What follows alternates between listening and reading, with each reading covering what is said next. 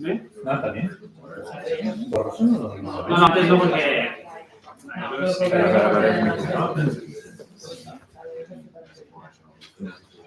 Sí, Dale un segundo. voy a ponerlo en el...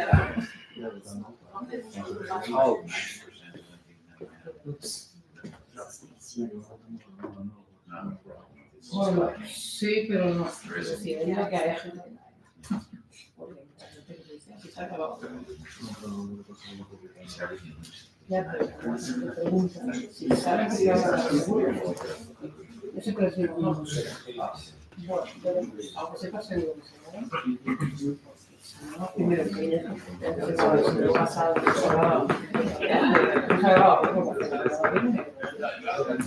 y la gente lo que cambia una vez no tiene que yo digo que creo que no,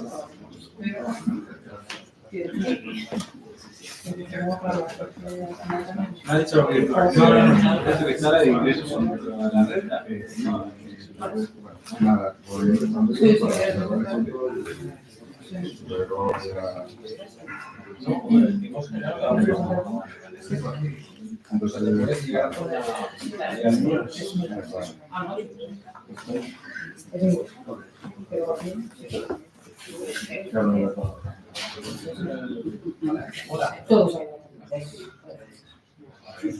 no hablamos de esto.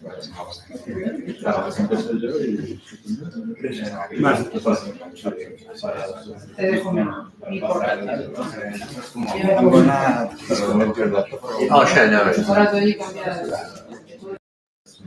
Do you want me to remove it? Yo también. No, I'm going to send it. But you want me to take it off? Yeah.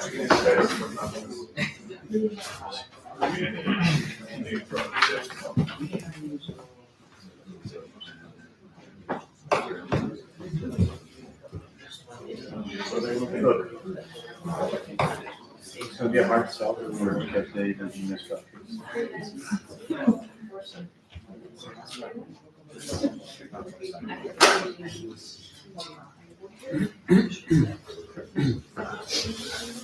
Just 1 second. Sistema de fotos tengo que probarlo. Porque te hace ver como los dos de más fotos. Yo es que soy negra. You're pasting the link on Slack? Yeah.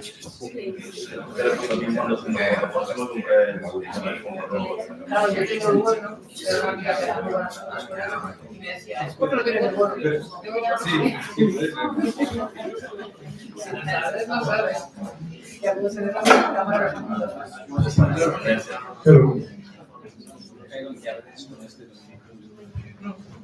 Okay, hello, welcome everyone. Thank you for joining us today. First time here at the company. You will come for an event before? You too? Okay. So for those, if they have been here before, you know that you see that we renovated the space. So this is the first time we are using this space today.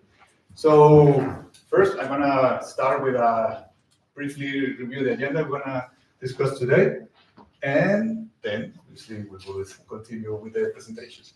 So first of all, my name is Victor. I'm from the player branding team here at the company, and I'm gonna introduce who we are. Then we will have the speaking through policies talking. After that, we will have the Riccardo with vLLM serving at scale, and approx 8:15 we will start with the reporting in the terrace area, okay? And at around 9 we should finish. So let's start. Who we are? We are the world's leading travel subscription platform and one of the largest e-commerce businesses in Europe. So currently we have more than 7 Prime subscriptions members. This is something that we recently achieved.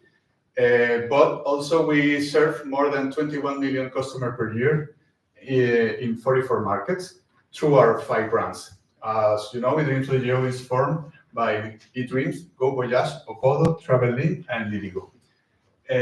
We also are proud to be an international company. We have more than 1,600 employees and that represent more than 65 nationalities. So what we offer is access to nearly 700 airlines and 2.1 million hotels worldwide. Plus, we generate 100 million searches per day and up to 6 billion AI daily prediction to our customers. So our mission is to reinvent the travel experience and to offer a customer-centric stop travel shop to our customers. And this is fostered by our eDreams values and our goal that is making travel easier, more accessible, and with better value. All our doers have the opportunity to work across any of our tech hubs in Europe: Barcelona, Milano, Alicante, Madrid, Porto, and Mallorca. Our working policy is hybrid, so they can work for any of these spaces. And then if you want, lastly, if you want to stay tuned about our daily company, discover what we do, you can follow us on LinkedIn, or also follow our meetup groups that we also have at our tech talks that promote from time to time. With that, thank you so much, and I'm gonna give the mic to Christian, yeah, for the cloud community. Yeah, you can get a little bit up. And we should put this one here. This is the clicker. Yeah. Is it working? Oh, nice. Yeah. Love technology. Just 1 second. Or not. I think it's not working. There you go. Yeah. Is it working? Yes. Hi, I am Christian. You probably have seen me around because my Afro is really hard to miss. And yeah, I'm part of the organizers here at CNCF Barcelona. And whoops. So I'm just here to do a quick reminders of the things that we're going to be doing for the few following months. First of all, remember that we have a code of conduct. Basically, the rule line is don't be hosts to each other. I think that's pretty easy to achieve. But if you need more details, you can go into the link. We don't have the QR this time, but you can just follow this link and you're gonna see the details about it. It's pretty much no racism, no transphobia, no homophobia, no hating on each other, no being harassment, none of that. You know, pretty nice stuff. Next up, we have our next meetup happening on the 22nd of May. So get ready. It's gonna be sooner than we wanted, so that's great. And right after that, we're gonna have an open telemetry day, so stay tuned for that. Because we're going to be talking about metrics and traces and what other stuff you can send to our observability platform. So come stay with us and just stay tuned. We're also looking for speakers for both events. So if you're interested in talking about OpenTelemetry, or if you're interested in talking about anything that is cloud native, please come. We're happy to have you.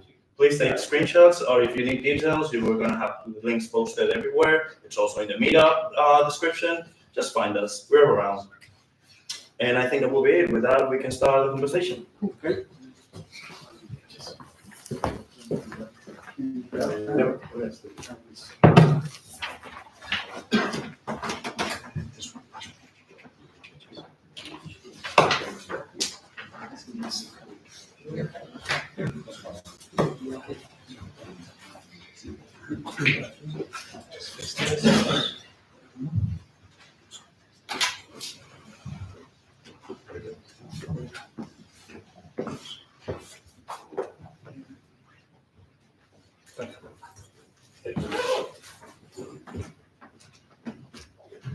So hello everyone, my name is Anna, and I work with Chihiro here at the Evil Genius Cupcakes, where I am an app developer. And my team of app developers, we write, we deploy, and we maintain software on Kubernetes that the employees of our company use to operate the production of cupcakes. And recently I worked on the latest version of one of our application services called the Baker service, which is ready to be deployed. Hello everyone, I'm Chihiro. I also work with Anna here in Evil Genius Cupcakes. On a different team though. In my team, what we do, we deploy our apps, we maintain the platform, and we set REST gateways mainly that route the traffic, all the traffic to services, to developer services. So we configure the top connectivity in general and security of gateways, things like DNS, DLS, certificates as well. And we also ensure that some company level policies are being enforced. It's going to be tricky to with the microphone and the console, but we're ready. Oh, and without much further notice, we're going to ask our collaborator here, Ian, to introduce himself. So I will be Ian, the infrastructure provider. I work at a company called Infra for Bakers, and I will be providing this kind of clusters with batteries ready to use for the developers team here, and they are going to implement Quadrant and Happy Gateway. But I don't know who they are, so they are going to explain me what they are planning to do with our servers and other. So It's nice to meet you, Ian. Nice to meet you. Thank you so much. So, Ian. Wait. So thank you for Ian. Actually, he provided our infrastructure now, and we're going to be working on a cluster that he set up, and he already installed like the gateway controller. So more or less the cluster look like this at the moment. This is actually what Ian provided to us, which is basically the load balancer, a gateway API controller, as I before mentioned, a set manager, and as you can see, Quadrant, and with the services auth no limitador, rate limiting, and auth. Let's see, it's going to be a bit tricky, microphone and the console. What I'm going to do is, like, first off, start using the credentials that before Ian handed to me. I'm going to export them in my context. And the first thing that I can do for the company and for the team of developers, it is create a namespace so they can run their apps and create the services there. So for that, I'm going to give Anna, I'm going to create a role for them today, like the namespace that we created before, the bakery apps, and to give them to just all the control that they can to deploy the services in that namespace. That service account, I create a service account for Anna, and I bind that service account for the role that you can see on the screen here.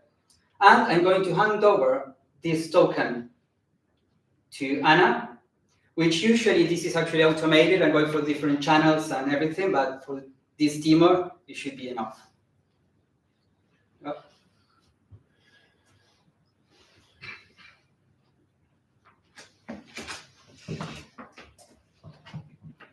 Thanks. So my work depends on Chihiro's a little bit, right? Because he manages the gateways that he creates and we depend upon. But once the gateways are there, are created, we are pretty much very autonomous, right? So regarding how we deploy and how we roll out the new versions of our apps. We have that namespace that he mentioned, right, where we configure the apps. As he also said, this is typically all done via automation, integrated with our code repositories. But today, for the purpose of this demo, I'll be showing more or less my day-to-day using the kubectl CLI tool instead, right? In fact, I was about to deploy the Baker app that I mentioned before using the credentials that Chihiro just handed over to me, right? So let me export this here. Let me log into the cluster, right, using those credentials. And now I'm going to deploy the Baker app, right? This is just a simple Kubernetes deployment. So it's going to create here on the left-hand side, right? So we're going to create a deployment that basically deploys an HP service that listens on port 3000, right? And here you have the deployment, and here you have the service. If I create this, and hopefully this is gonna be ready soon. Sorry, as Chihiro said, it's a bit tricky without holding the, and hopefully the internet will help and we'll be able to pull this image, in just a few seconds and should be good to go. Yeah, usually it is faster on a fast connection. I assume this is a really nice connection, but sometimes it's not always like here. It should be ready anytime soon, like maybe half an hour, if we can just hold on and wait. I don't know. If it doesn't, It's okay, we can just keep on going. Jesus. Let's make sure there's nothing wrong here. Pulling the image. Oh my God. It's really, really slow. No worries, no problem. So eventually it's going Eventually it's going to work. And I will be able to show the next step here, which is I want to try this application running inside of the cluster, right? This application is not exposed outside the cluster. That means it's only accessible within the cluster, right? So my next step here to try out my application, if it's working, would be I want to create another pod that will send a request to my application within the cluster, right? And for the purpose of this demo, this other pod is going to be based on the curl image, right? As all it does, it's in a request to the Baker service that I showed before we just created, right? On the port 3000. Let's check one more time. Yeah. Oh, Jesus Do you want Christ. to use my phone connection? Let me make sure that we have internet connection, right? Because maybe we do not. Well, we are on the network. thing. Jesus. Are you switched to your phone? Yes, it's the phone. I can try that. Okay, no worries. Let's put this here.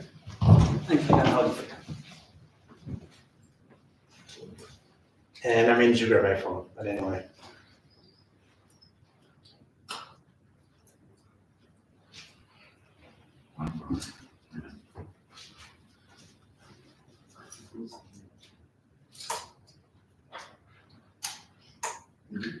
Never mind. Let's leave it here and we go back to this in a second. In the meantime, this is the expected state of the cluster, right? This is what we want to achieve here. Chihiro already showed the cluster before the creation of the namespace. Now we have the namespace for the bakery apps. We should have a pod anytime soon created for the baker service, right? And I also want to create another pod for the curl command that will be sent within the cluster directly to my baker tab, right? That is the goal, at least. I'm gonna check one more time. No, never mind. Delete the pod to see to trigger the location. What? Delete the pod to trigger a new replica set. I can check here. Look. Oh, I love Kubernetes. So eventually it will work, but it's going to speed up. Yeah, live demos, right? To do like demos is to be really brave. Yeah, we only rehearsed this like 30 times. Yeah. And the only one that failed is this one. Yeah, yeah, right? exactly. Yeah. Feel you. Yeah, it's hanging in here. And it's trying to create another one, but it's definitely because of the... Yeah, this is actually usually how we debug. So, and Kubernetes is like one amazing piece of software and platform. Definitely.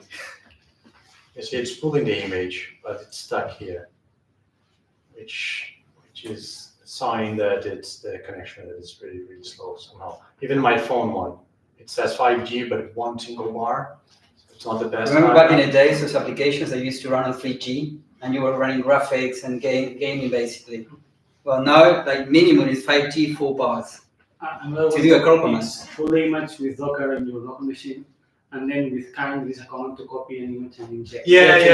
We can load the yeah. image inside. Yeah. We want to avoid that and keep this as real as possible. And as you can see, mission accomplished, right? It's very real. It is really real.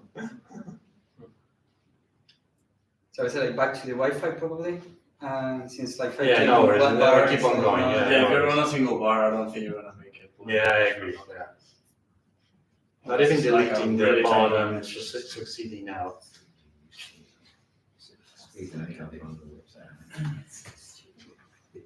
Just rename them. Yeah, they can't terminate either. Jesus Christ. Try to restart Docker or Podman to restart and together. Go again? Restart Docker or Podman. So restart the. You mean stop Yes. the virtual machine? Yeah. So let's That's stop it and. But No, no, no. Let's stop. The Wi-Fi is working. The Wi-Fi is working. It's just a think it is. I don't know. Can you do a thing? It could also be some firewall rule that is blocking us from moving the image. That could also be the case. But I tried with my mobile connection and it had it. So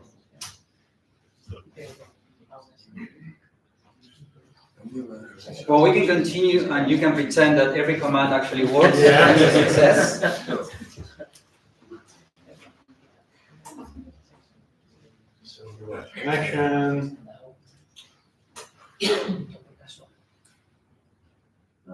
Quiero un ambiente relajado.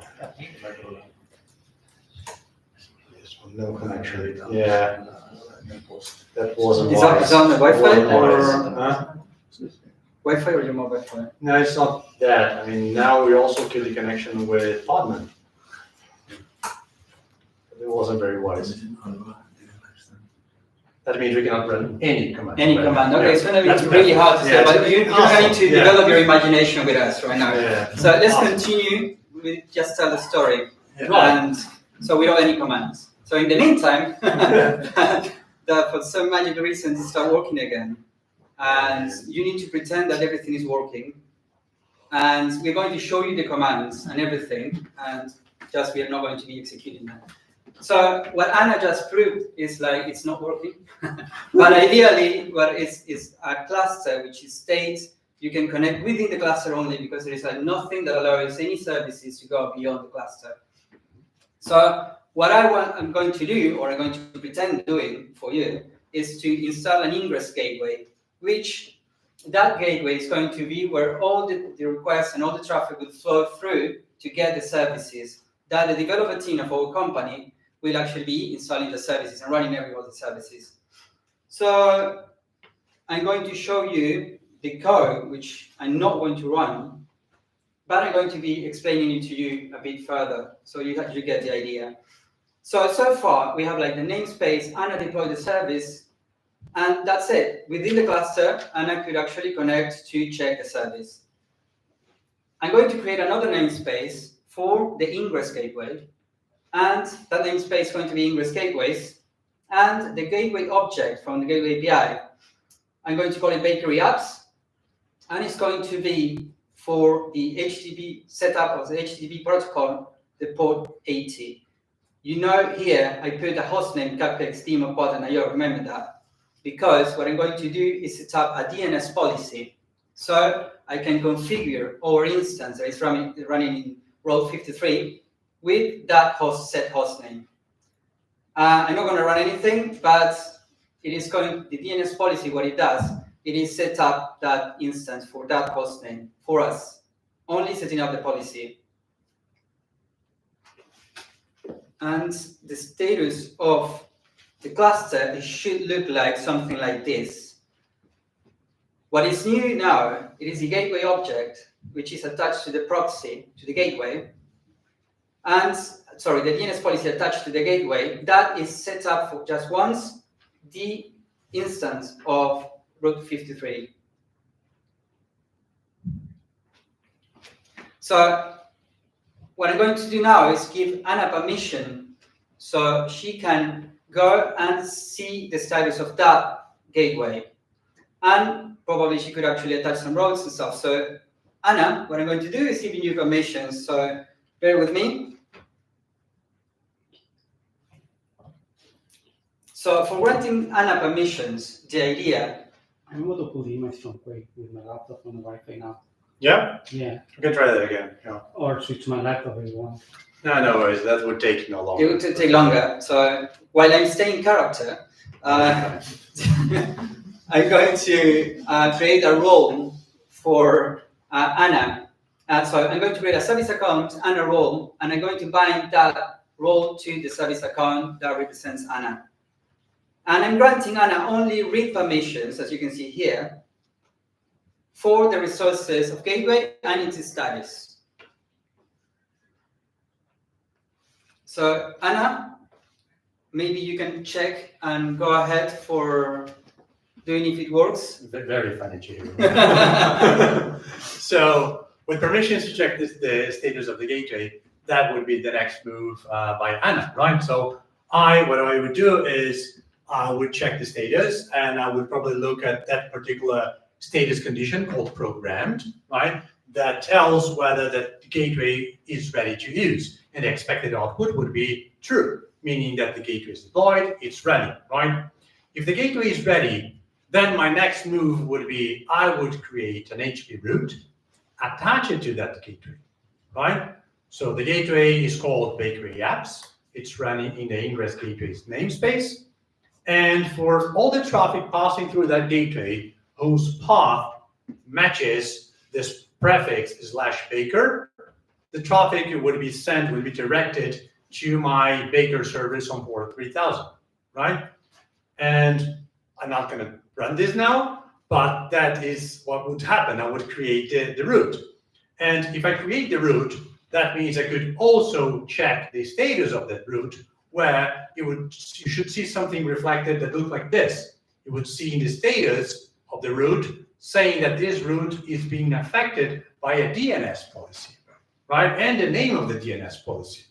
So Ingress Gateways, Bakery, DNS. So that would signal to me that my route is not only attached to the gateway, but also all the way connected to some DNS. And I should be able now to access my Baker service from outside the cluster, right? I could even inspect, because Chihiro here gave me permissions to read the gateway, I could inspect the gateway and I could find that host name, cupcakes.demos.portal.io, and I could send a request from outside the cluster because I'm passing here the /baker prefix. That means the traffic would route to my Baker in the background, and I would be able to consume from the outside. And with that, we achieve this state for the cluster, where we have the Baker app, we have my here curl pod that I can run commands from within the cluster and hit the Baker app within the cluster. We have some other apps that could maybe running outside of this namespace, also passing through the gateway in this case, right? Including from outside the cluster, external traffic because of the DNS connection, I could hit the Baker service. And with that, I will hand it over to you, Chihiro. So in the previous state of a cluster, what we can see is like many other applications within the cluster or outside the cluster could actually hit all the services deployed by the development team. So what I'm going to do is actually install a network policy that is going to force all the traffic go through the gateway. And the idea to do that is, it is this network policy that it basically specifies that ingress and egress traffic should go through the gateway, except, as you can see here, the DNS resolution traffic. And in an effort to secure further this gateway and all the connections, what I'm going to do is like encrypt every single request, enforcing a TLS policy. And this is very easy in the terms of we're going to reuse the same gateway that it was configured to use the HTTP protocol and the port 80. We only need to change the protocol and the port. And what we're going to be attaching is some secrets, creating the cluster issuer, which is object from set manager, and a TLS policy, which the TLS policy binds the certificate to our gateway. In this case, same name of our cluster and the gateway Baker apps. So pretty much what it's gonna be, it's this state of a cluster that now there is like no longer connections going from other apps directly consuming the Baker app. They are not even curl could actually go and hit directly the Baker app. Everything needs to go through the gateway.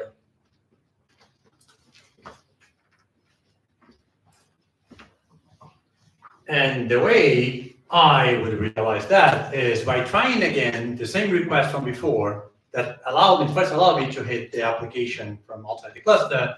Now I would probably get a timeout and an error to connect on port 80, right? Because there's no listener configured for port 80 anymore. Chihiro has just switched that to 443, right, and enabled TLS. And if I check the status of my route, this is what I would see there, right? So among the different conditions, I would find one that says that this route is being TLS policy affected, suggesting that there's a TLS policy created somewhere. In this case, this is the name of the TLS policy, which suggests me that it's in the gateway namespace, right? So at the level of the gateway, there's something configured that forces all the traffic to my Baker app to be TLS encrypted. So next obvious move would be, so let's change the scheme here from HTTP to HTTPS, right?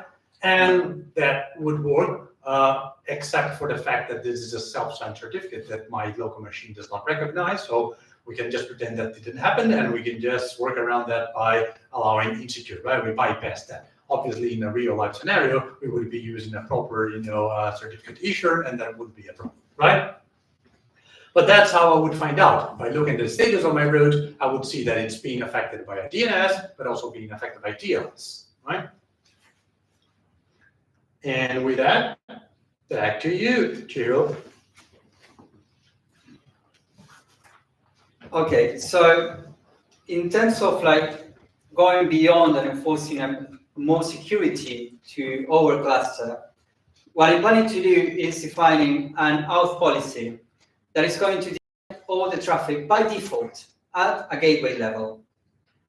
So for that, I apply this auth policy to the gateway that I created, the only gateway that we have connected, and that Anna actually has attached routes to it, and deny all the connections to it, giving basically a response message saying like the access is denied by default by the gateway operator.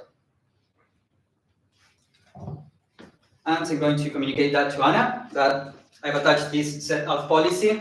All the traffic is denied by default. Just feel free to attach and to enforce any kind of like auth policies to the roads connecting to that gateway. Nice, cool. So I assume that is a default auth policy then, right? So I can override that default policy by defining some more specific one for my particular app now, right? And what I'm going to do is the Baker app, we need in this case 2 types of authentication methods. So we're going to use OIDC authentication for all the traffic coming from outside the cluster for the external users. And we're going to use for the pod-to-pod communication, the east-west communication within the cluster, we're going to use Kubernetes service account tokens to authenticate, right? And I'm also going to create some rate limit policies here to make sure that we are enforcing a maximal number of requests to the Baker app, and to protect it, right? So if I try the application right now, I would certainly see the error message prepared by Chihiro with the default auth policy enforced at the level of the gateway, right? So I would see error forbidden, right? That would be 403, and that message that he mentioned before, right?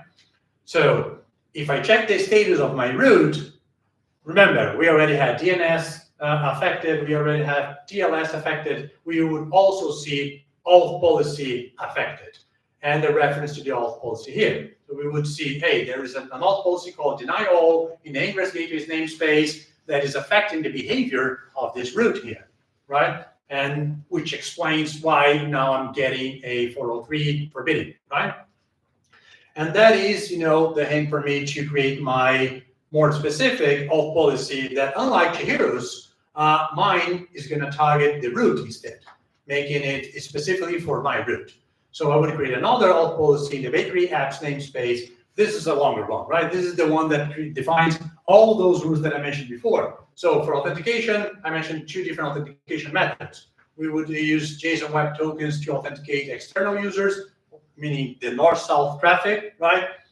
And we're going to use here GitLab as our identity provider, meaning that we would expect GitLab to be issuing valid JSON Web Tokens for the users to authenticate. And for the east-west traffic, I said we would be using Kubernetes service account tokens. It turns out there's an API from Kubernetes that we can enable in an auth policy that verifies service account tokens. This is called the Kubernetes Token Review API.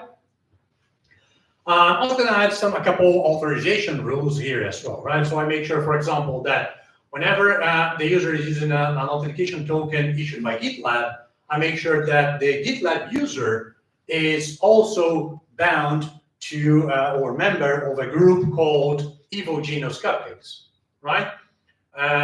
Plus, I'm going to make sure that external traffic can only access the GET method of HTTP, right? Not any other. Whereas the internal pod-to-pod communication, I'm going to say those service accounts need to exist in the same namespace as my Baker app itself, right? So only pods running in the same namespace can send requests to, even if they are passing through the gateway, but only same namespace, right? If anything goes wrong with authentication, what my old policy will do here is it will tell the gateway to return with a 302 HTTP status code instead, which means redirect, right? And the following location, which is basically the location for when we start the authentication with GitLab, right? In a typical OAuth 2 authentication flow. I could check the status of this auth policy. Once it run, it would tell me, hey, it's enforced, it's ready to be used, therefore replacing whatever Chihiro set for us in the first place. If I try to send a request to the Baker app without any authentication at all, we would get this as a response, so location to initiate the authentication flow, right? I could follow this redirect. So a typical web page application would do that, right? Would follow the redirect, would show GitLab's login page, right, for the user, a proper GitLab user to authenticate. That would cause GitLab, first it would show an authorization page for the user to say, hey, I authorize this client, to be authenticated on my behalf. Once you do that, GitLab finishes the authorization part, it returns an authorization code, and the application can therefore finish the flow by exchanging the authorization code for a proper access token, right? And that's what the next step would do. I would issue a request to GitLab again, right, to the token endpoint, exchanging the authorization code for a proper authentication token. And therefore, being able to send requests again to the Baker app, now authenticating as the external user. Because this external user, which I may have here somewhere, is a member of that group in GitLab, right, that request would go through. And I would get a 200 response code from the Baker app. Whereas if I send the same request, but specifying post HTTP method instead, as the auth policy dictates, that would mean a 403 not authorized or forbidden instead, right? I could do the same flow from within the cluster, right? Similar one, except that this one is slightly simpler because it's not OAuth, but rather we're using Kubernetes service account tokens. So I could do this. I could create a service account for something that represents this other app of the cupcake industry, right? So I have the Baker one. I have the one that is responsible for putting the toppings on the cupcakes, right? So I create a service account from this other app. This other app, we get a token for it, service account token, and we can send a request to the Baker application authenticating as the toppings application, right? And we'll also get a 200 OK. Finally, my last thing to do would be creating a rate limit policy to protect the Baker app. So I would target, again, the HP root, setting a maximum of 5 requests every 10 seconds to the Baker app. And if I did this, I could check again the status of the root and would say, hey, it's affected by this rate limit policy, right? I could check the status of the rate limit policy and would say it's properly enforced. And if I start sending a request every second, we would see that for every 5 requests would go through, but the 6th and 4th would be rate limited until the window of 10 seconds closes and you get that counter renewed. And with that, we get to this state of the cluster, right? Where actually more than that, right? We went way far from that. Yeah. This one, yeah, slightly more complex. It's starting to get complex, right? But here we have the auth policy set by Chihiro before, the default one. we have my old policy, right, that I, Anna, created in the bakery apps namespace, my rate limit policy, the toppings app here sending requests, always going through the gateway and being properly authenticated. So the request from outside the gateway, from outside the cluster, is authenticated because of the JSON Web Token we get, right, from the identity provider, whereas the topping app is authenticated because it has a search account token that, in my case, is simulated by just requesting one to the API server. But typically, how this would be done is you would mount this as a search account within the pod. Now, yeah, back to you, Chihiro. Okay, so Yeah. let me just, so since the Baker app is not going to be only the only app that we're going to have, I'm probably going to have like many other namespaces. We're going to have like probably many other routes attached to the gateway. And it is probably that the rate limit policy applied to that route is very lax, and we don't have capacity for that amount of traffic. So what I'm going to do right now is apply a rate limit policy on the gateway level, but it's going to be different from the auth policy that I applied before. This one is going to override the limits that it was defined by any route that is attached to this gateway. And instead of 5, it's going to be 2.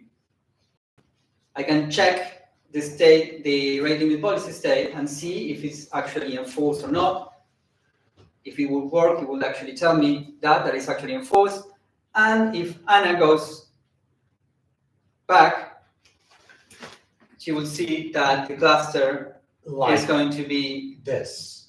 If I check the status of the route, I would see that now it's been affected, but not one rate limit policy, but 2 of them. So my rate limit policy that I define, but also another one that I see here created in the gateway namespace, right? And that would suggest me that, oh, let me check the actual state of my rate limit policy. If I do this, I would see that my rate limit policy is being overridden by this other one. It's no longer being enforced. You see? So if I try now the Baker app once again, I would see that not 5 requests would go through every 10 seconds, but only 2 of them. And all the remaining ones until the window renews would be rate limited. And that's how I would perceive this, right? So I would have seen in the status of the HP route that the rate limit policy created that the gateway is affecting my rules. And I would actually have like to apply this other rate limit policy in order to mitigate that behavior, and that a lot of requests per second. So the final state of the cluster will look pretty much like this, which is similar to the previous one, but we have like an extra rate limit policy that is overriding the rate limit policy defined by Anna, which is different from the rate limit, from the auth policy that I defined on the gateway level that was overridden by Anna's policy because of defaults and the override. Yeah, this was the other way around. And this is basically the end of our little story here, right? So yeah, I mean,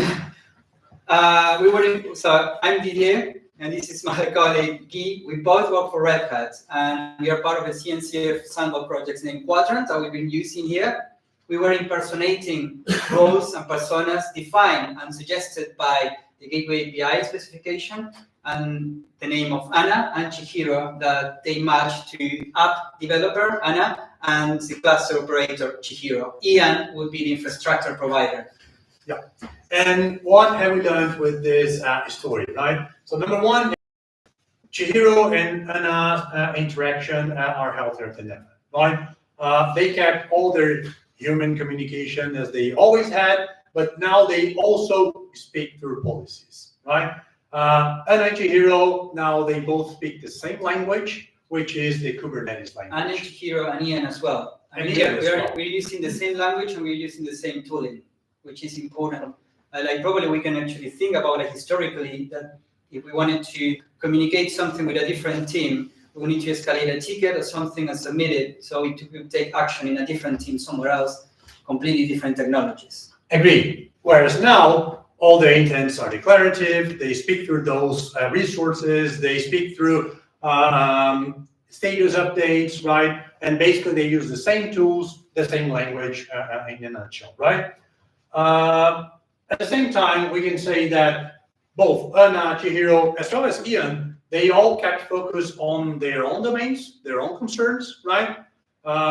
Cluster, then a defined namespace for the developers, a defined a more other scope for the cluster operator, and different policies attached to different networking objects. Yeah, in contrast to paradigms from the past, I mean, as Didier now said before, Anna didn't have to open any ticket in order to get her app deployed. There were no queues, no bottlenecks, right? Instead, the communication between them could not get more fluid than that, right? What it means is like any developer team could still working on the same cluster without stepping on the administrator of that cluster, basically. And very importantly, at the same time, Chihiro did not have to give up on any control they always had over the cluster, right? So all the top level policies that they had to enforce, they did, right? And Chihiro's, all kinds of policies created by Chihiro's, whether RBAC policies that we saw here, right? Row bindings, those are policies. The DNS policy, TLS policy, network policy, auth policy, rate limit policy, all those kinds of policies, they reshaped the network and were immediately picked up by Anna, who managed, to adapt her workflow. So pretty much it's a completely different workflow from the one that probably all of us we were used to. It probably resonates with you. I'm not sure if you're familiar with Gateway API or even Kubernetes. We decided to go for the demo first, and it failed olympically, biblical proportions. But the idea was to break through like the ice with this, the demo, and show that a different kind of workflow could be applied to any company. And I'm not sure if you were aware of Gateway API before. Any of you, please raise your hands. Okay, Three, right? Okay, that's fantastic. You can think of Gateway API as the new ingress. Yeah. You're familiar with that API from Kubernetes. So whenever you want to run an ingress, get an ingress control inside of Kubernetes, Gateway API was thought as a possible replacement for ingress by the Kubernetes community, and that introduces also the separation between the personas, and separation of concepts.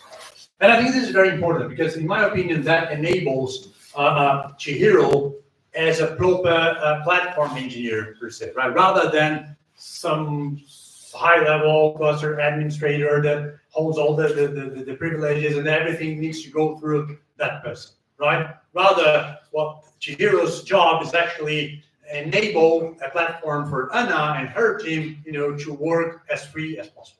So before the questions, we promise you that we're going to record that actually it works. We're going to upload, we're going to share it kind of where you can take a look. And yeah, I don't know if In the meantime, if you want to try this out, obviously, this is all on GitHub, where we share not only the slides with all the communication, but also the steps here. So you could, for example, impersonate Anna, and you could see all the commands that hopefully on your end will work, right?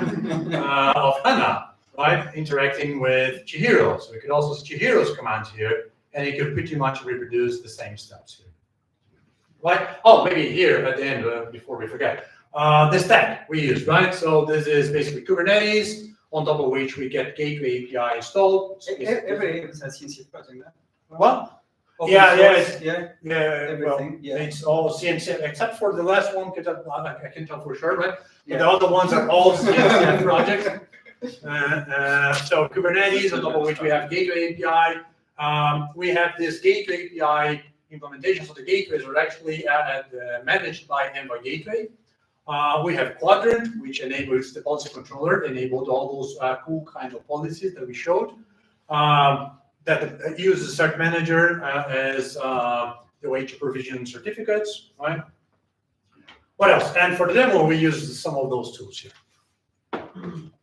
I think that's it, right? That's it, yeah.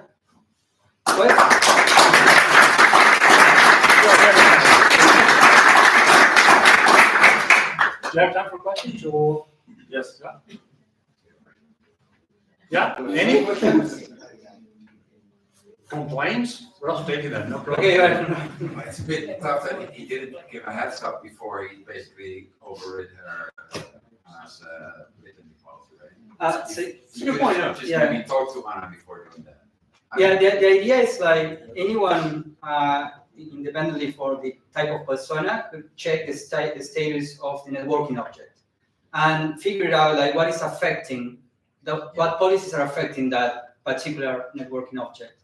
So in the case like I actually didn't communicate it to Anna, or Chihiro didn't communicate that to Anna. It was Anna also could manage to realize that there were like some affecting policies to the route that she created instead of like the communication with another department, basically. Yeah, I completely agree. I think that's the most important part. I mean, how Anna gets to know that those policies have been created and are therefore affecting her route, right? And we're thinking of Anna, but Anna is actually an abstraction for a team, right? Who knows how many people will be there? People coming in and going in and out all the time, right? So it's very important that all the communication also happens within the cluster somehow through the status updates, right? And in fact, if you are interested in all the implications of this, policies is actually part of a bigger framework that is being proposed and implemented by gateway API implementations, right? So I mentioned Android Gateway. There are multiple other implementations of Gateway API. Some of them are doing so-called policies, different kinds of policies. Quadrant is the first implementation that is exclusively based on policies. So we do not manage gateways, but what we do is we introduce extensions on those supported gateways for our kinds of policies. But the framework touches on problems like that, right? So how the communication between the different personas will happen, right? In fact, if you check the specification for the whole policies framework, you see there's a very interesting parable, describing similar scenario, right? Where coincidentally, both Anna and Chihiro are debating about the consequences of policies being enforced here and there. In that case, it happened to be a policy that nor Chihiro nor Anna knew anything about, right? But they will still need to find a way, to realize it's in place, it's being enforced. Yeah. It will be a bit naive question, but what purpose of this tool? I mean, for deployment on premises or hybrid, because in cloud on AWS we have other tools for. Sure. Yeah, sure. Yeah. So what's the main use case of this technology? Well, that's a very fair question. I think we have tools in the multiple different environments, whether in the clouds or different cloud providers out there for on-premises. I think one of the key contributions of this is because it's based on the language that is being proposed to be the universal language of app development and app deployment, which is the Kubernetes language, right? So all the solutions you saw here, they are proper open source cloud native technology, right? And when we say cloud native, we really mean it. I mean, it's actually Kubernetes ready, right? Which other implementation of the DNS we currently have? Instead of because our example here was Google DNS and Azure also supported, and we're currently introducing support for core DNS. Core DNS, yeah. So you're tied just for Rule 53. Yeah. It's like your implementation could be could be hybrid as well. And it should be abstracted and transparent, right? Yes. For Chihiro, who creates a DNS policy, Chihiro doesn't have to know much about what is the actual cloud provider of that DNS service, right? Yeah. And so on, right? Any other questions? Didier? Yeah. Okay. Any other questions? Cool. So Well, back to you very guys. much.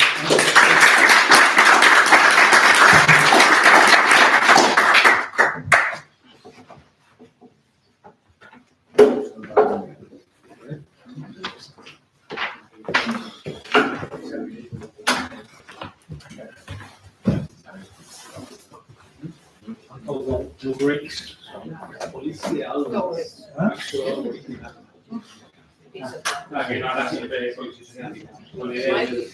que pasa es que borramos en clase.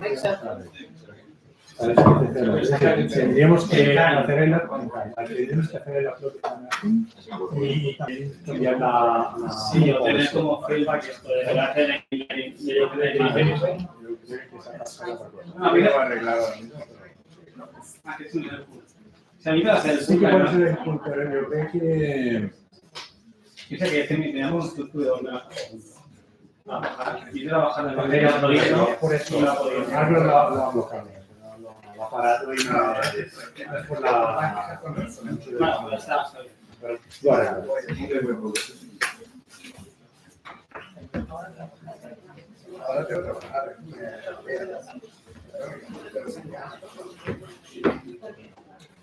Porque estamos haciendo cosas demasiado... Good. Is this working? Let's close. So, I put my QR code for my LinkedIn profile if you want to just send me a request for connecting. My name is Riccardo Freschi. I am a solution architect at AWS, which means that my day-to-day job is to help partners and customers adopting our infrastructures. So today I'm going to talk to you about inference on Kubernetes and a number of other open source tools. I'm away from the screen. So this is exactly the picture that we are going to cover. I'll go step by step and focus and zoom in and out on the different pieces. First, let me introduce a little bit the AI and inference topic by saying that I work as part of course, a larger team and groups of teams at AWS that focus on different things, and between them AI. So, in order to give you a little bit of more context on AI, because we are used to the word and sometimes we are not linking that to the use cases is probably not that simple. So just to give you some introduction about what we work on and what our customers are working on, I wanted to just share a few examples that I came across in the last couple of months. And they are related to to AI at the let's say the bottom layer of the stack, because of course AWS, like other cloud providers, have a lot of services, managed services that support AI. We are here talking about Kubernetes. We are talking about let's say the lower level of the infrastructure, that the building blocks that also support other more higher level services and managed services. So in relation to this bottom layer stack, I've seen that a lot of customers, I see three big groups recently of customers focusing their attention on AI and inference specifically, and also on some of them on NVIDIA Triton, which is something that we are going to look into. It is an open source project, so these three groups, verticals or industries, are video, healthcare, and financial services. So in terms of financial services, I see that a lot of customers are trying to build agents that help either the public, like help desk agents, or agents that help actually operators, traders, so trading assistants. In terms of video, I see that there are companies that are trying to improve the way the videos are processed through AI. They tend to, in the last few cases, I've seen that they split their work on both on-premises and in the cloud. They work a lot on observability. First of all, of course, to check that everything is running properly, but also with the objective of cost reduction. So a lot of companies are trying, GPUs are expensive, other architectures to support AI in general are expensive. So everyone is looking at costs, quantifying costs and monitoring them. So in terms of healthcare, I've seen a few cases related to, again, help desk. So help desk and supporting customers, millions of customers, is something that is interesting for companies.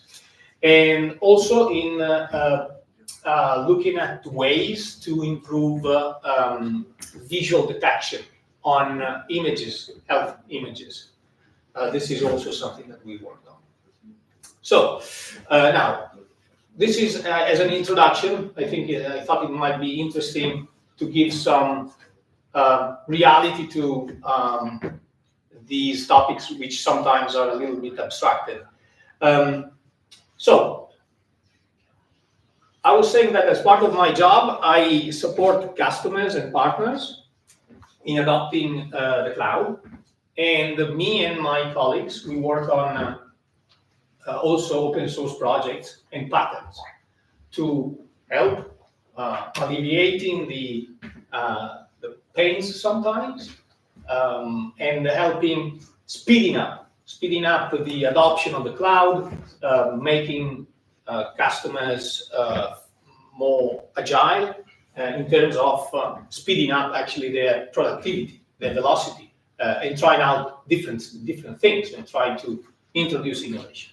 So the one that I chose for this talk is one of these patterns, which we publicly post on GitHub.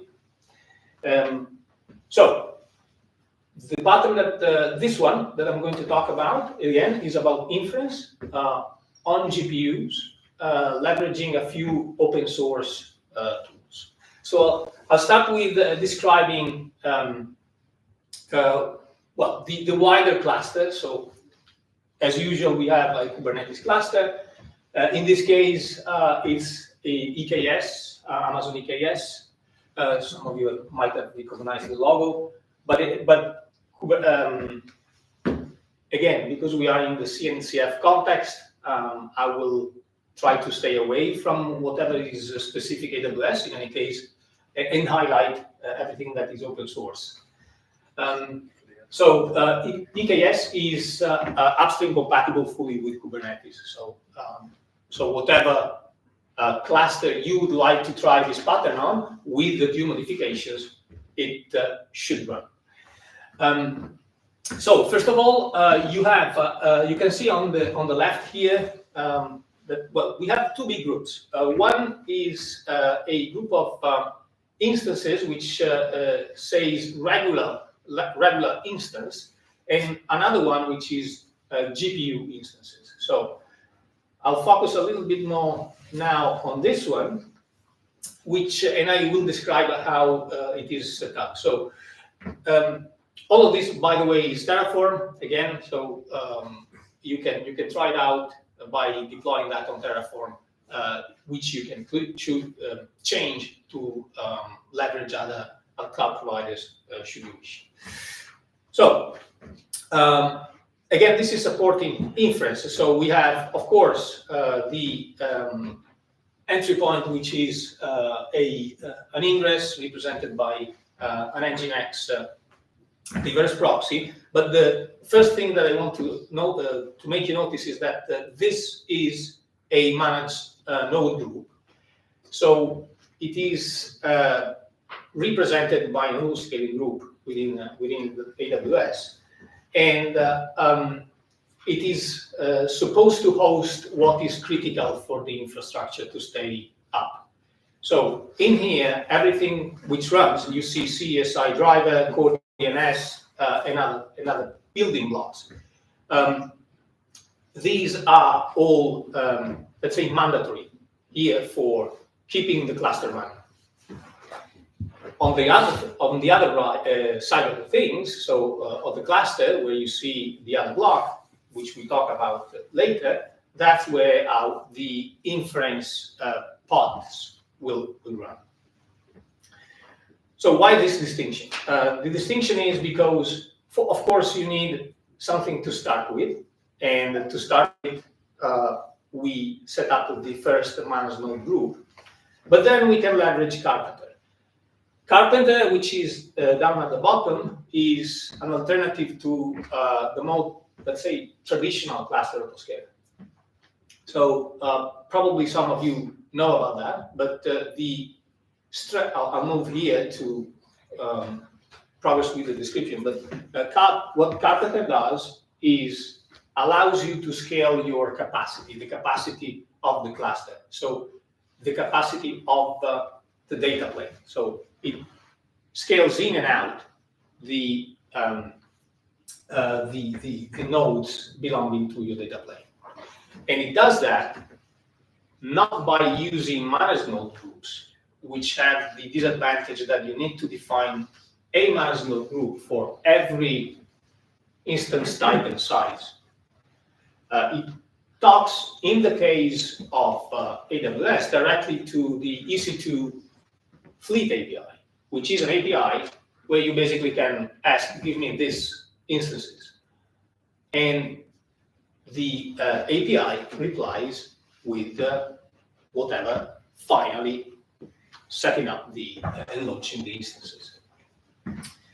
So Carpenter also, beside this disadvantage, which is addressing the granularity of the instance launching, creation, it also has another advantage, which is main advantage, which is the fact that it can disrupt. It disrupts your cluster depending on the capacity used. So, for example, you can have at some point some instances which are less utilized. So what Carpenter does continuously in the background, it looks at all the instances and their utilization. If they are underutilized and it computes that there are alternatives, options that better address and provide capacity, it removes the instances and replaces them. It could, for example, add additional instances, or it could remove an instance and replace it with one smaller or larger, which covers the workload's capacity provided by other instances. It also looks at disruptions between drifts between the images, for example, the launch the images and the images defined in the resources that I'm going to talk to you about in a minute. Again, important, Carpenter is open source. It is not just supported by AWS, it is supported by other cloud providers as well. Carpenter leverages two main resources, the node class and the node pool. In the node class, you define the AMI, so in this case, Amazon Machining image, which is basically the software that builds up your VM, primarily composed by the operating system and everything else around. You can define subnets, security groups, etc. in the node class itself. In the node pool, you define some labels, which we'll see, labels and paints, we'll see the advantages in a minute, and how they are used in the pattern. And also you define, for example, the instance family in the instance size. So you notice here that, for example, we define a G5, which is an instance, a unique instance, but you can define other types, other instances within the same set of parameters. And at the bottom, you can define down below the size, different sizes. So by telling that, by providing this information to Carpenter, you're basically telling it, you have these instances to choose from. Now make your math and choose whatever is appropriate in terms of costs. And capacity, and so on. Now, let me go here and show you a little bit more what happens when Carpenter wants to launch a new node. So first of all, another resource which is leveraged is the node claim. The node claim is basically representing a request ongoing for a new node. So first of all, Carpenter creates the new node claim. The new node claim can be in different states: launched, registered, initialized, and ready. It then requests the instance to AWS in this case. Once it's launched, of course, we have the transition in the state, and then the instance registers itself with the cluster, so it becomes part of the cluster. Now it's a node in the data plane, and then finally the state becomes ready, and then the node plane becomes ready to reflect the fact that the node has joined the cluster.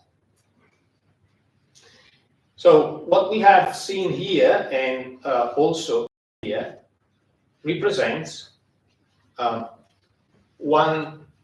basically this thing here, a group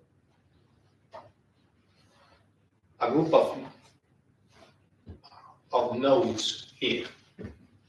You can have multiple node pools if you want to, and the way you manage the different workloads in order to place them in different parts of your cluster is through the pod placement controls, which are for example, in here you can see paints, currencies, and the labels. So by defining, like in this case, so moving up into this section here, this is representing now the instances that are launched by Carpenter, as opposed to the ones that are in the managed node group, which are the basic cluster, the basic node data plane components. So as soon as you launch a workload that cannot be supported, for example, the pod, which is pending. So Carpenter identifies a workload which is not supported by the current capacity because the pod is pending. So once Carpenter detects that there are pending pods, it starts its reasoning and looking at how the capacity can be changed, updated to support. So, for example, as soon as we launch a pod that has these requirements, then Carpenter sees that the pod is in pending state and tries to support it with the relevant capacity. So in here you can see the Triton server pod. So okay, let's talk about a little bit what the Triton server pod is. So, and I'll down here to explain it. So Triton is an inference server. It means that it runs, it serves models of multiple types, belonging to multiple frameworks, all at the same time. So you can have different model frameworks running as backends for Triton. For example, Onyx, TensorFlow, vLLM, which is taken in this example. And it can serve all of them in parallel. So the way it works is that the inference requests come into into Triton, and they are queued based on the, first of all, the model they are related to. For each model, there is a scheduler, and every scheduler which is mapped, linked to a queue, will reference a backend. The backend, like we said, can be vLLM, TensorFlow, TensorRT. And you can have multiple instances of the same framework, okay? And each of them is related to the same model scheduler. At the end of it, you can see CUDA streams. So the way, so CUDA streams represent a sequence of tasks, okay, in the GPU world, tasks that need to be executed in sequence. These then CUDA streams, so sequence of tasks, are then passed to the hardware scheduler, which executes them. The advantage of this thing here is that it multiplexes on the hardware scheduler multiple streams at the same time in order to help you better utilize the hardware. There are other GPU concurrency management tools that you can use. They are basically the time slicing, which some of you might have heard. It's very similar to CPU time slicing. You basically break down the time, the scheduler, into blocks, into chunks, and then each chunk is assigned to a process in the case of CPU.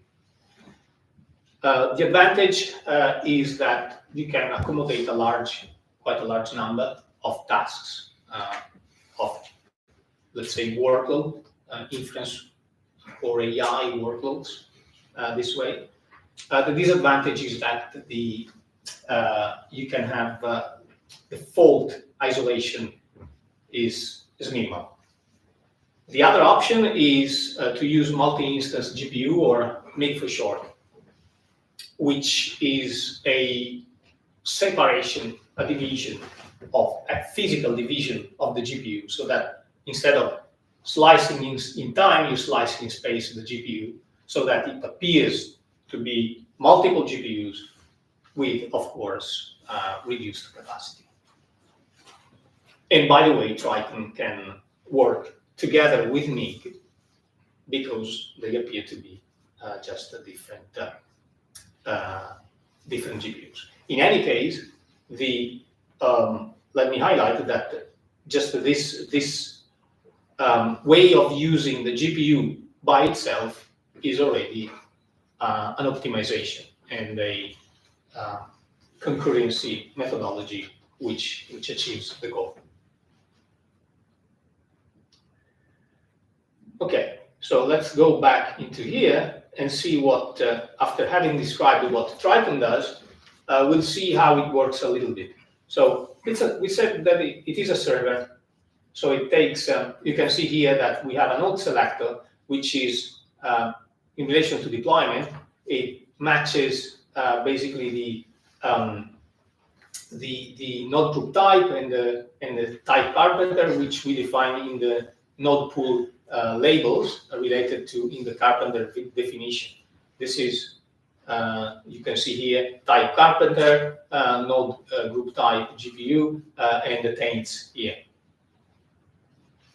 So going back, so how Triton works in terms of configuration. So when you have the pod running, or sorry, before having the pod running, what you do is you need to define a model repository.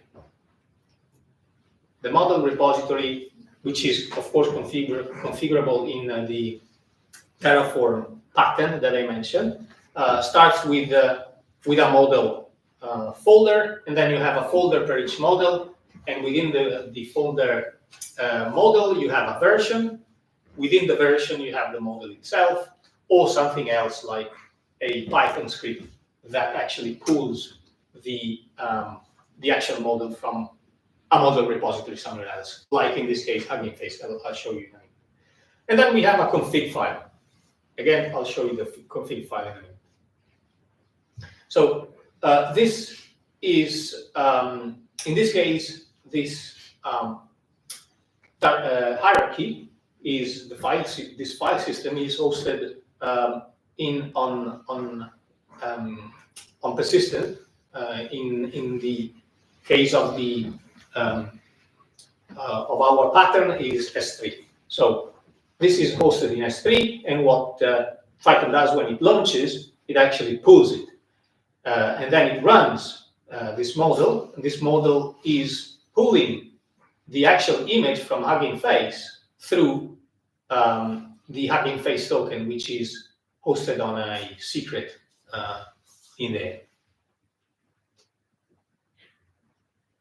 So you can configure even more what Triton does, and specifically, well, of course, Triton. Just let me highlight that supports multiple architectures. So you can run it on GPUs, but you can also run it on CPUs or ARM, or even Inferentia, for example, which is a AWS chip that supports inference.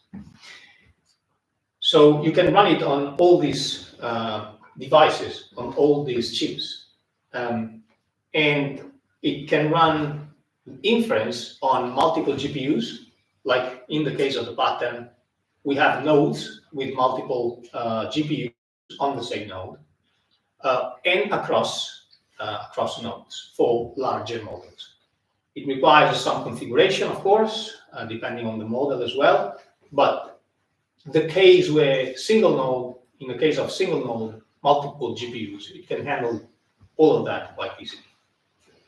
If you remember before, we talked about multiple instances of the same framework, serving framework for a model. You can also define how actually Triton uses the different GPUs and how many of these instances you can run. As an example, here you see instance group, which is in the file config that we've seen just a minute ago, into which was in here. Sorry.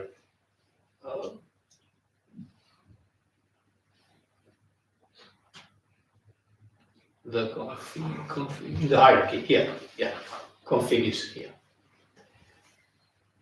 So I was saying that you can define for multiple instances. If, for example, you want it's identified by the keyword instance group, and you can say I want one, and this is, by the way, related to a model.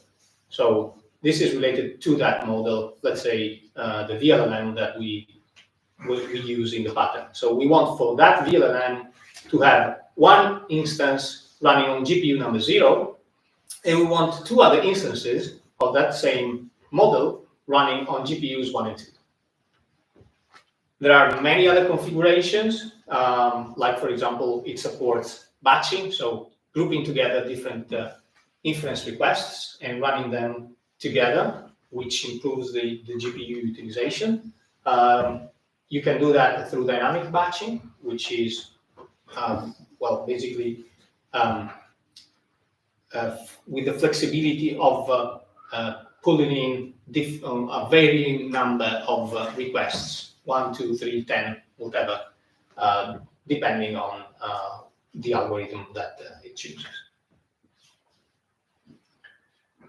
Okay, so now I've described what this Triton, what the Triton server does within this the area of the data plane that is supported by GPUs.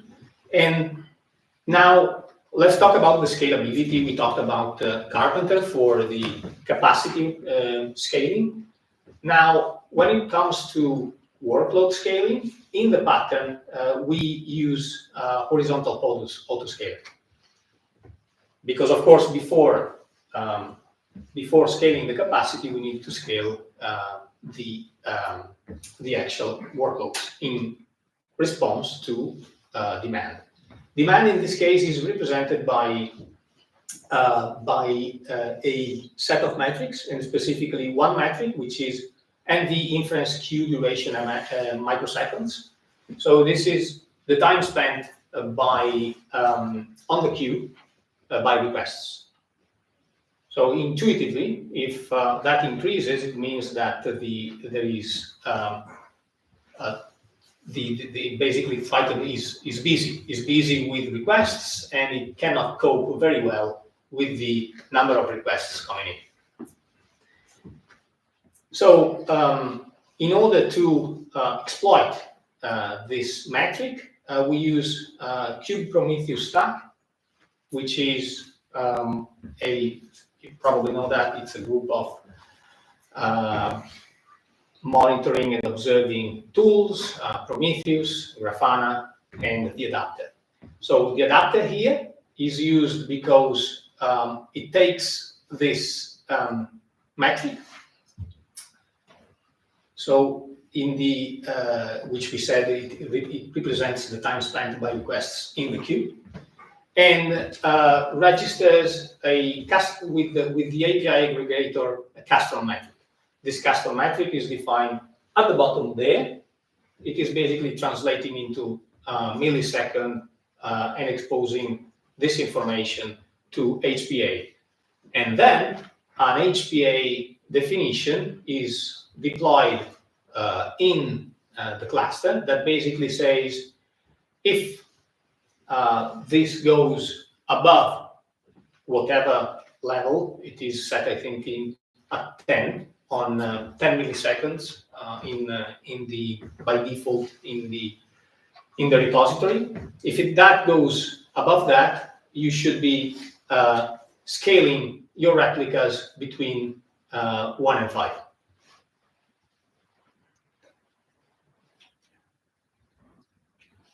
Okay, so I'll show you in a minute a few, well, actually, let me show you now. So this is something that I ran earlier in the week, just to take a screenshot. So you can see here that we have the metric that we discussed, represented by the milliseconds duration of the request staying in the queue. This is taken directly from the custom metrics API, and you can see 3 spikes in there going above the threshold, which is the 10 milliseconds in dotted green there. And you can see also that this is the scaling of the replicas of the pods, which are related exactly to those 3 spikes. They go from 1 to 5. So I wanted to spend a few words, maybe to highlight a few improvements that can be taken, because we are talking here about LLMs that if they become large, we know that it becomes not only challenging to accommodate them in memory and run them on a single GPU or even on a single node, but it becomes also tricky to scale. We talked about scaling out the number of pods and scaling out the number of nodes. Carpenter is quite fast, actually, in allocating the instances if they are available. Because there can be situations where actually there are no GPU instances available. GPUs are scarce. But the problems might become the bottleneck, actually, the critical path might become the actual image itself and the model itself. Because first of all, like you can see in here, we need first to pull the image of Triton, and second, to take the model, to download the model. The model, can be tens, if not 100 gigabytes. And launching a node from scratch and having that to download that amount of data might take time. Also, it could be pretty expensive.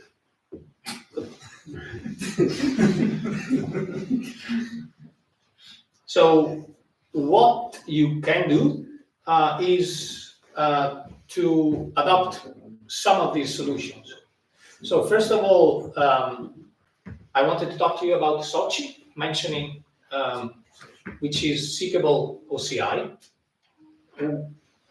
This is an open source project that basically helps you in addressing the downloading of images, of large images. So first of all, the way it works is that it builds a index artifact, which is hosted together with the image. And also it has a snapshotter. The snapshotter, like you know, is that component that together with containerd builds the file system for the container. The objective of this of Sochi is to allow the container to start running before the full image is downloaded. Basically, download first whatever is necessary to launch, and then keep downloading while I launch the container. Another option is to use multi-stage builds. You might know this. It's basically you have your Docker file. You start maybe with a larger image that has a number of tools to build something, and then at some point when you're done building your stuff, you switch to a image which is smaller. You change the from, and then you continue from there in order to use a smaller image. The last one that I want to mention is BottleRocket. BottleRocket is an operating system, again open source, which is built for running containers. The primary objective is to reduce the attack surface. It only has minimal image, minimal tools, minimal applications running within it, and it doesn't have a shell, for example. And the only objective is for it to run the container safely. It has two volumes. One is for operating system, and the other one is for data. And the way it can be used, and the reason I'm mentioning it is because you can, let's say, offline launch a EC2 instance, pull the data, everything that you need, into the data volume, then take, which is running, for example, here with an EBS persistence and indicated as XVDB. You take a snapshot in AWS is stored on S3, and then when you launch your instances in the cluster, you can make them pull that snapshot on the new worker nodes, running also the BottleRocket OS. And this is an example of a node class.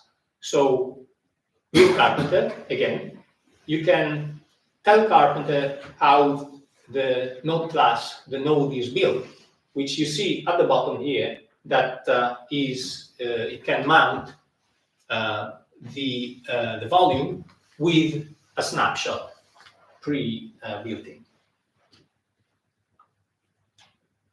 I think that's more or less what I wanted to share with you today.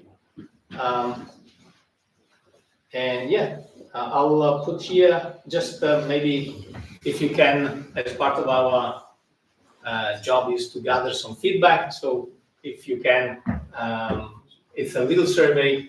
It's 2 ratings, so just 2 clicks. And if you want to leave a comment, please do. Thank you for listening.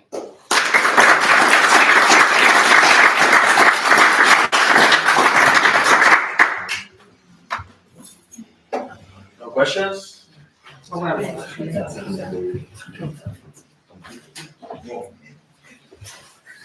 Yeah, so great presentation, really enjoyed it. Thank So I you. have a question about the Triton server, Yeah. specifically the scheduler. So you said there are different scheduling strategies that you can choose among. You mean here? Yeah, so you said that, yeah, exactly. So, so about the scheduling strategies that you can select. Now, Oh, you mean here? yes, This one? yeah, exactly. Yes. No. Well, Okay, that's I'll let the- you finish, but yeah, Okay. maybe So my I question was confused you. about, so my question was about when you send requests, so they say, they say that you need to batch them to really be able to use as much as possible the GPUs, right? And that's basically what I read everywhere, which is kind of a problem because that imposes some architectural constraints in the way you need to structure your application to consume the server, right? And I was wondering, does Triton actually help in any ways there by optimizing somehow, like getting around that requirement for batching those requests? Well, you can request Triton to batch them Yeah, or not.